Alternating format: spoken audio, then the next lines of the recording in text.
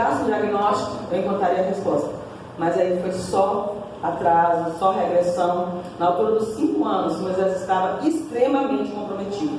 Ele parecia um autista severo. Era difícil segurar numa sala de consultório, era difícil numa sala de espera, atravessar uma rua, esperar um ônibus, entrar num táxi, o que fosse, no centro de Belo Horizonte. A gente vinha todos os meses nessa busca.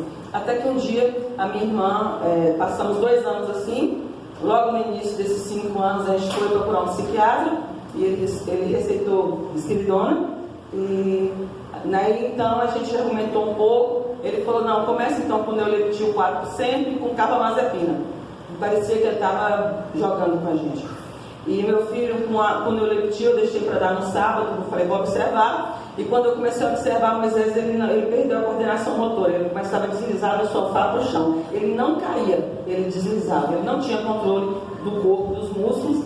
E eu achei aquilo demais. Aí quando foi à noite, eu tomei o Neuleptil, falei: deixa eu ver o que meu filho está sentindo, na minha inocência de mãe. E eu passei a noite alucinada. Parecia que tinha ônibus dentro de casa correndo. Eu falei assim: não, isso vai bugar, vai dar bug na cabeça do Moisés, eu não vou fazer isso com meu filho. Falei com o médico, tirou o Neuleptil, fiquei com a carbamazepina na altura dos 6 anos e meio para 7 anos. Aí a gente aceitou a proposta do Risperidona, fomos em Belo Horizonte, o Dr. Walter Camargo Júnior, enfim, fechou o diagnóstico do autismo. O Dr. Walter fechou o diagnóstico do autismo e indicou uma equipe multidisciplinar com a metodologia da ciência ABA, na época falava método ABA, e Moisés veio morar em Belo Horizonte com a minha irmã, porque eu trabalho nos Correios, então eu não podia mudar para Belo Horizonte, eu estava em Nanuque, e fiquei lá. Ele morou 2 anos com a minha irmã, com a equipe multidisciplinar, e nesse tempo mudou a vida de Moisés, mas eu convivia com um fantasma que me seguia de noite, que chama autismo regressivo. Moisés estava bem, as estimulações estavam indo bem, mas eu tinha medo da adolescência, eu tinha medo da puberdade, eu tinha medo da carga hormonal. E todas as vezes que eu ia em algum centro de autismo, que eu chegava lá, eu via sempre as mesmas imagens. Eram mulheres, quase sempre a mãe, com aquela criança grande, uma criança dentro de um corpo de adolescente, dentro de um corpo de adulto, às vezes todo coberto de pelos, às vezes com a higiene por fazer. E aquela mãe cansada, e eu falava: Deus, tem misericórdia de mim e de Moisés.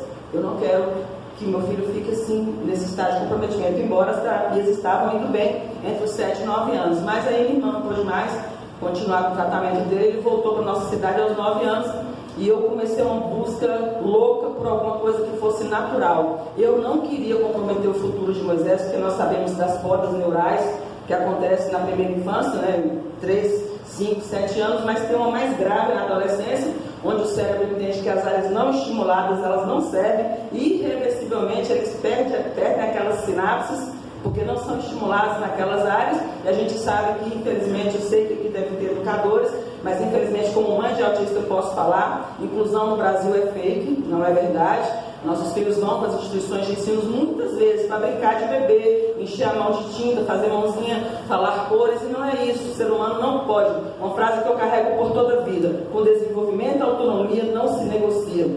Seres humanos são feitos para desenvolver, e a menos que isso ocorra, nós estaremos perdendo uma pessoa na sociedade.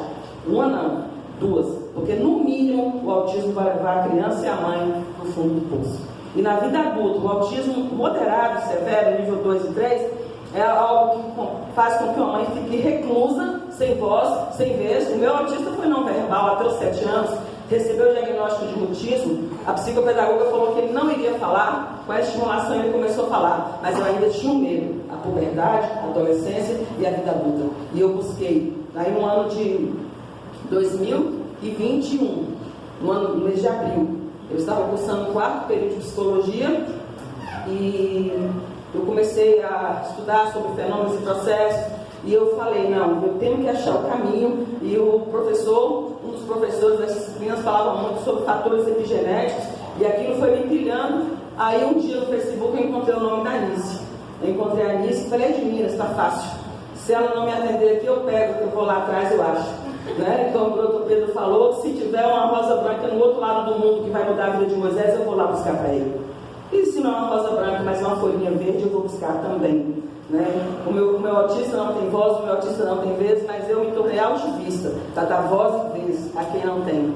Né? Porque Deus deu na nossa essa capacidade e nos deu uma missão. Então o autismo deixou de ser um peso e se tornou uma bandeira. Porque eu fui para o canabidiol, a Anice trouxe, eu consegui o tratamento para Moisés, o Felipe vai falar como, a gente conseguiu o custeio do tratamento de Moisés, e Moisés hoje faz uso do canabidiol. O que mudou desde 26 de dezembro de 2021 até hoje na vida de Moisés com o uso do canabidiol? Moisés hoje ele tem iniciativa da interação. Moisés não me contava o que acontecia na escola, ele chegava às vezes com algum roxo, algum machucado, eu ficava, meu Deus, desconfiante de todo mundo, teve bullying, alguém pegou ele, alguém apertou, quem apertou hoje Moisés fala, mamãe, conversei com o Tiago, mamãe, tia Gerliane falou. Moisés hoje tem iniciativa da interação. O diagnóstico dele há 3 anos atrás do psiquiatra é que ele tinha a comunicação assistemática com falha na prosódia. Ele não sabia articular nem formar frases longas.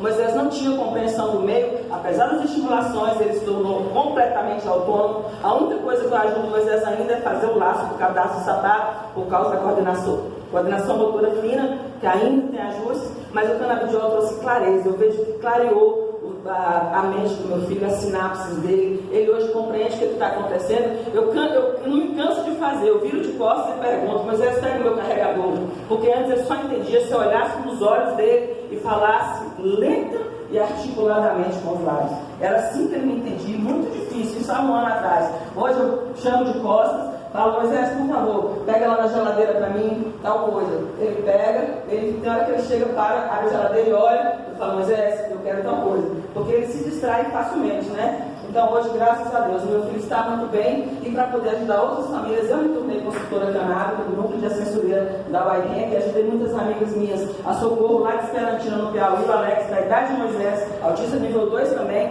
vivia como se fosse o dia inteiro repetindo vozes de animais, passarinho, todos os carros que passavam na rua, Alex corria, jogava pedra do lado do quintal, criava confusão, tinha que sair da vizinhança. Hoje Alex voltou para a sala de aula. Alex, com uma única tentativa de inserção na altura dos 8 anos de idade, falhou completamente. Foi impossível que o Alex ficasse em sala de aula. Hoje Alex voltou para a escola. Ele começou com o canabidiol dia 1º de fevereiro de 2022. Quando foi em abril, ele foi acolhido de volta ao ensino regular. Ele está no ensino regular. Faz a PAI algumas vezes na semana, mas está incluso. Tem pena que eu não trouxe o vídeo do Alex. É maravilhoso, a Socorro gosta. Outro exemplo, Elisa, 19 anos, autismo nível 1. Tinha febre reumática, complicações da Corex-Slytherin, usava Bezetacil de 6 em 6 meses, vivia toda inchada, toda vermelha nas articulações.